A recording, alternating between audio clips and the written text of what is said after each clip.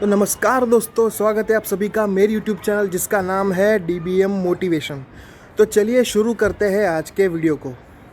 तो दोस्तों, आज मैं जो आपको कहानी सुनाने वाला हूँ उस कहानी का नाम है बूढ़े गिद्ध की सलाह। एक बार एक गिद्धों का झुंड उड़ते उड़ते एक टापू पे चला जाता है।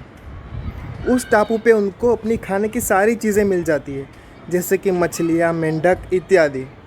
तो उनको खाने पीने की कोई दिक्कत नहीं होती है वहाँ पे। उन गिद्धों में से ज़्यादातर गिद्ध युवान थे।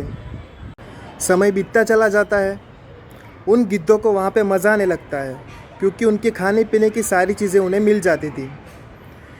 तो एक बार सारे युवान गिद्ध यह फैसला लेते हैं कि हम यहाँ से कहीं नहीं जाएंगे, हम अपनी पूरी सारी ज़िंदगी यहीं पे ही व्यतीत करेंगे क्योंकि हमें यहाँ पे सब कुछ मिल रहा है। ये बात सुन के उस गिद्धों का एक बूढ़ा गिद्ध ये सोचता है कि ये बहुत ही गलत बात है। अगर सब यहाँ पे आराम से रहने लगेंगे तो भविष्य में आने वाली चुनौतियों का ये सामना नहीं कर पाएंगे। फिर वो बूढ़ा गिद्ध सारे गिद्धों को इकट्ठा करके उन्हें बताता है कि हम जहाँ से आए हैं हमें वापस चले जाना चाहिए, क्योंकि यहाँ रहते हमें बहुत समय हो गया है और अब कई सारे गिद्ध उड़ना भी भूल गए हैं क्योंकि उन्हें आसानी से खाना पीना सब कुछ मिल रहा है। और अगर ऐसा ही चलता रहा तो हम आने वाली चुनौतियों का सामना नहीं कर पाएंगे। लेकिन उस बूढ़े गिद्ध की बात कोई नहीं सुनता है। फिर वो मना कर देते। उसके बाद बूढ़ा गिद्ध जहाँ जंगल से आया था वहाँ पे वापस चला जाता है।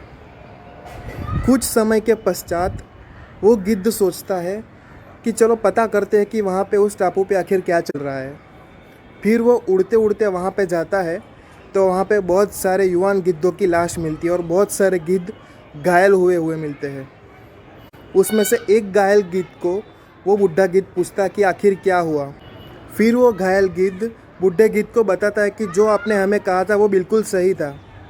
आपके चले जाने के कुछ दिन बाद कुछ लोग जहाज़ में आए थे और इस टापू पर चीते छोड़ दिए थे। कुछ दिन तो चीतों ने कुछ नहीं किया, लेकिन कुछ दिन पश्चात जब उन्हें पता चला कि हम पंखों से उड़ नहीं पा रहे हैं, हम अपनी रक्षा स्वयं नहीं कर पा रहे हैं, फिर उन्होंने एक एक करके हमें खाना शुरू कर दिया और आखिरकार हमारा ये हाल हो गया। तो दोस्तों, इस कहानी से हमें क्या सीख मिलती है?